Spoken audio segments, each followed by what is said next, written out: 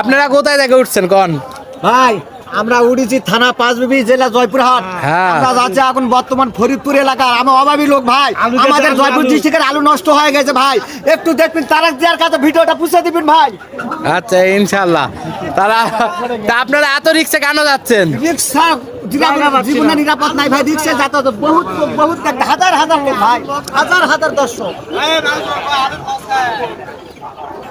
হ্যাঁ, এই যে বক্তব্য আপনারা যেভাবে যাইতেছেন, পরে যাওয়ার রিক্স আছে না? পুরো রিক্স নাই, রিক্স নাই। এতে আরো আরাম বেশি। হ্যাঁ না না, এটা যাও না, সিএনজি দিয়ে যাও। কি কোন ভাই? 30 টাকা ভাড়া। তাই এক কি কোন? আপনার জীবনের মূল্য বেশি না? জীবনে মূল্য নাই। জীবনের মূল্য নাই। না কেবল আসলে ট্রেনের যাত্রী যারা যে হিসাবে কথা বললো সেই হিসাব করতে গেলে উত্তরবঙ্গের মানুষের অনেক ক্ষতিগ্রস্ত হয়েছে তারা এবারে আলুর মধ্যে।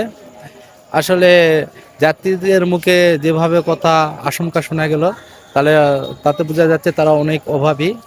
আসলে এই বিষয়গুলা বিবেচনা করে সরকারের কাছে আমাদের আবেদন, উত্তরবঙ্গের মানুষের কিছু ক্ষুধার্ত মানুষের পাশে দাঁড়ানোর জন্য সরকারকে জানানো যাচ্ছে। এই ভিডিওটা অবশ্যই